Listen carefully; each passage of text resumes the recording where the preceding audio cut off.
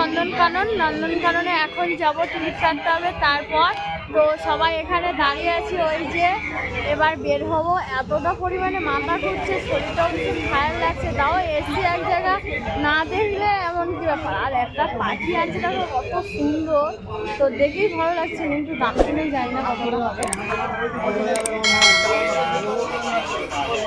দারুণ দারুণ জিনিস কিছু কিনতে পারছি না। তোমার দাদাভাই আমাকে কিনে দিচ্ছে না। এই পাখিগুলো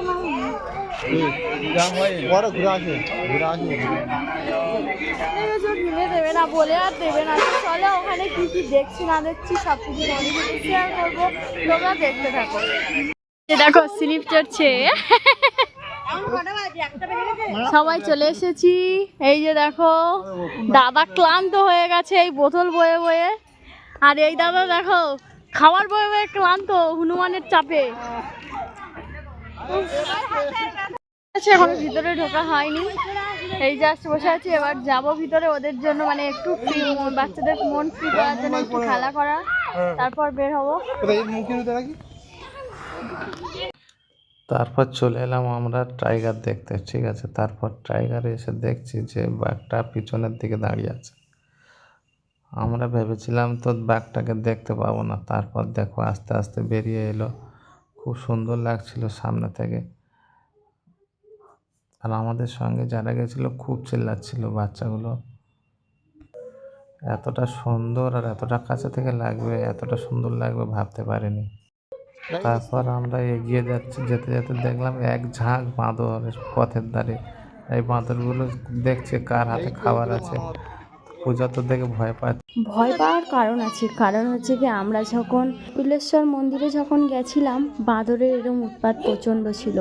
ঠিক এইরকমই আমার বোনের গায়ে রোগে উঠেছিল, কারণ ও একটা খাবার খাচ্ছিল, সেই খাবারটা কেড়ে নেওয়ার জন্য। তো তার জন্য মানে বেশি ভয় লেগে আছে। আর এখানকার যা জীবজন্তু, মানে চিড়িয়াখানা আমি কখনো যাইনি, মানে এখানে একই জন্তু বারে বারে সব জায়গায় রেখে দিয়েছে। চিড়িয়াখানা আমি ঠিক যাইনি, তা জানি না কতটা সুন্দর, কিন্তু এখানটায় একই জিনিস, একই বাঘ, মানে সব জায়গায়। এটা হচ্ছে কি লায়ন বলে, সিংহ, বাবা অনেক দিন পর দেখলাম। মানে এইসব আমি ফার্স্ট টাইম দেখছি সামনাসামনি, ভীষণ এক্সাইটেড হয়ে আছি। আমরা এক্সাইটেড, কিন্তু আমার অপু সোনা একদম এক্সাইটেড না। ও হচ্ছে গিয়ে সবটাই মানে লায়ন, এলিফ্যান্ট এইভাবে মানে নাচছে, যখন যেটা দেখছে তখন সেটা দেখে যাচ্ছে। দেখো এখানটা দেখো কত বড় বড় বাঘ, এখানটা দেখো দুটো বাঘ, একটা হচ্ছে গিয়ে সাদা টাইপের আর একটা হচ্ছে গিয়ে গায়ে চিতাবাঘের মতো, ঠিক অনেকটাই লাগে। তো এইরকমই মানে একই বাঘ, কিন্তু এই বাঘের সাইজটা বেশ বড়, কারণ মানে আমাদের থেকে মানে ডবল হবে এরকমই। ভয় লাগছে, জানি এসে ধরলে হয়, বাপরে বাপ, আর তো উঠতেই পারবো না। একই জিনিস বারে বারে সব জায়গায় দেওয়া আছে। আর এখানটা দেখো সুন্দর সুন্দর, ফার্স্ট টাইম সামনাসামনি ময়ূর দেখছি। আরও ময়ূরের পাখনাটা না দিলে না বেশ ভালোই লাগতো, কিন্তু এখানটায় নাকি আমরা শুনেছি একটা হাতির দুটো মাথা, তো আমরা দেখতে পাইনি, জাস্ট এখানটায় দুটো রয়েছে। তার মধ্যেও অনেকে বলেছে আমরা দেখেছি, কারণ আমরা অনেকগুলো বাসের স্টাফ এসেছিলাম, তো অনেকে দেখেছে নাকি একটা হাতির দুটো মাথা। আমরা তো দেখতে পাইনি, জাস্ট যেটুকু দেখেছি অনেক, কারণ এরম সামনাসামনি ফার্স্ট টাইম দেখা। কিন্তু আমরা এখানে এসছি তো অনেকক্ষণ আগে। আর এগুলো বলে উট পাখি, দেখো উট পাখিগুলো কেমন করে যাচ্ছে। আর আজকের দিনে তো আমার তন্ময়ের জন্য ভীষণ মন খারাপ করছে, কারণ আমার অপু সোনা এসছে, তন্ময় সোনা ঠিক আসতে পারেনি, তার জন্য বেশি। তো এবার নাকি সামনেই আছে জিরাফ, তো চলো দেখো গাইস কত বড় বড়। জাস্ট এখানে দুটো ছোট আর একটা রয়েছে এই পাশটায়, সেটা অনেকটা বড়। এখানটা হচ্ছে কি দুটো রয়েছে, আর ওই সাইডে একটা, মানে এখানে তিনটে রয়েছে। জাস্ট এই জন্তুটা মানে একই জায়গায় একটাই দেখেছি, আর আদার্স নেই। শুধু এখানটায় একই বাঘ বারে বড় ছোট বলে, মানে মিস করা এইরকমই ধরনের বাঘ এখানটা রয়েছে।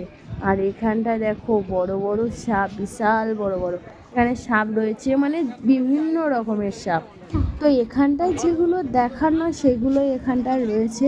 তো জাস্ট এগুলো অনেক দেখে ভালোও লাগলো, কিন্তু সব থেকে আমাদের পুরীর মন্দিরটাই সবথেকে ভালো লেগেছে। এত জায়গায় ঘুরেছি, কিন্তু একটা জায়গায় যাইনি, কিন্তু সেই জায়গাটা অনেকে গেছিলো, কিন্তু সেই জায়গাটা নাকি বেশ সুন্দর আর ভালো।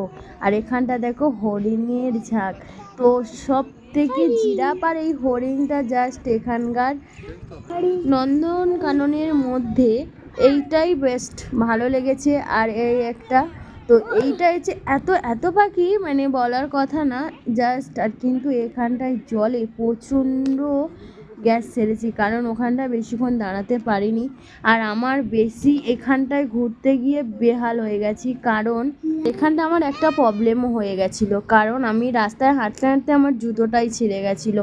পুরো নন্দনকানন এলাকাটা পুরোটা ঘুরেছি, কিন্তু খালি পায়েই ঘুরেছি, তার মধ্যেও প্রচণ্ড গরম লেগে গেছিলো, ওই জন্য একটু করে হালকা ওখান থেকে আমরা বেরিয়ে চলে এসেছি, এসে দীঘায় চলে এসেছি। আজকে দীঘার ভিডিওটা তোমাদের সাথে ছোট্ট করে এমনি শেয়ার করলাম। পরের ভিডিও পুরোটাই দীঘায় কত মজা করেছি সব কিছু ভিডিও, পরের ভিডিও আসবে।